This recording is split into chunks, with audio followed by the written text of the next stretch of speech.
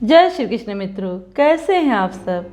मैं सोनी पांडे अपने चैनल के माध्यम से आपके जीवन की समस्याओं को हल करने के लिए और छोटी छोटी उपाय से जीवन को आसान बनाने की कोशिश करती हूँ। जो मेरे चैनल पर नए सब्सक्राइबर हैं उनका मैं दिल से स्वागत करती हूँ, और जिन्होंने कमेंट किया है कि मैम आपके इस उपाय से मुझे बहुत लाभ हुआ है या आपने जो बताया उसके लिए धन्यवाद, तो मैं ये धन्यवाद आपका करती हूँ। क्योंकि जब हम कोई उपाय करते हैं, पूजा पाठ करते हैं, तो हमारे अंदर एक शक्ति का संचार होता है।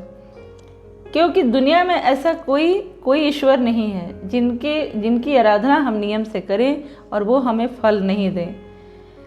तो आज मैं जो आप बताने वाली हूँ वो बहुत ही आसान और सरल चीज़ें हैं, लेकिन जीवन को बहुत सी सफलता प्राप्त करने की बातें हैं। जैसे हमें कभी लगता है कि हमारे कुंडली में पितृ दोष है, या घर में वास्तु दोष है, या काल सर्प योग है।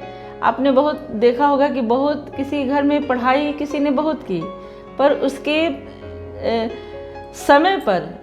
समय पर जिसकी नौकरी ना हो, समय पर जिसका अच्छे से घर ना बन पाए, समय पर पढ़ाई में बाधा आ जाए, समय पर किसी का शादी विवाह ना हो, या शादी विवाह हो तो शादी विवाह के होते समय ही घर में ही किसी की डेथ हो जाती है।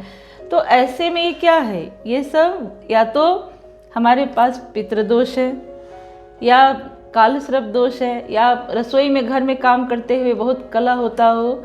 तो ये समझना है कि हमें पितृदोष का उपाय करना। ये उपाय किसी भी चीज़ के लिए कर सकते हैं, चाहे पितृदोष हो, चाहे लड़ाई झगड़ा हो, टेंशन हो, मानसिक चीज़ें हो।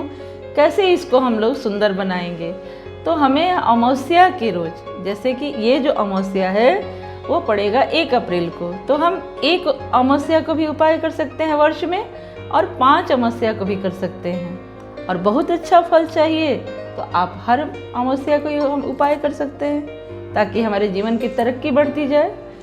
तो अमावस्या के एक दिन पहले हमें लाना है जो बेल होता है, जो बेल है उसे ले आना है। पका बेल हो या कच्चा बेल हो, पर बेल के सारे जो अंदर का जो फल है, जो गुद्दी होती है, उसे निकाल लेना है, और निकाल कर उसे अलग कर लेना है। और जो उसका खोपड़ा बच जाएगा, जो खोपड़ी बच जाएगी, उसमें आटा में शक्कर मिलाकर भर देना है।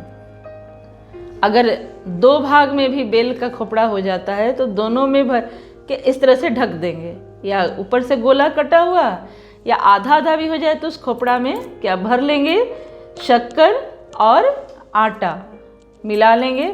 बाजार में शक्कर मिलता है, शक्कर आटा को भर लेंगे, और अपने घर के जितने सदस्य हैं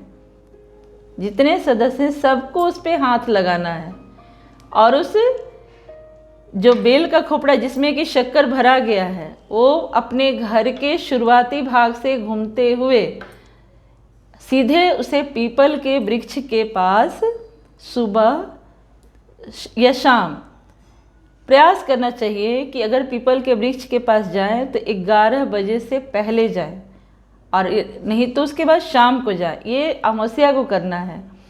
तो सुबह में जो 5 बजे का समय है उसमें 11 बजे तक चले जाएं। अगर आप सुबह नहीं जा पा रहे हैं तो फिर शाम में चले जाएं, और जब भी जाएं वहाँ एक दीपक भी लगा दीजिए, जैसे तिल का तेल का हो तो बहुत अच्छा है। इससे क्या होगा कि जैसे ही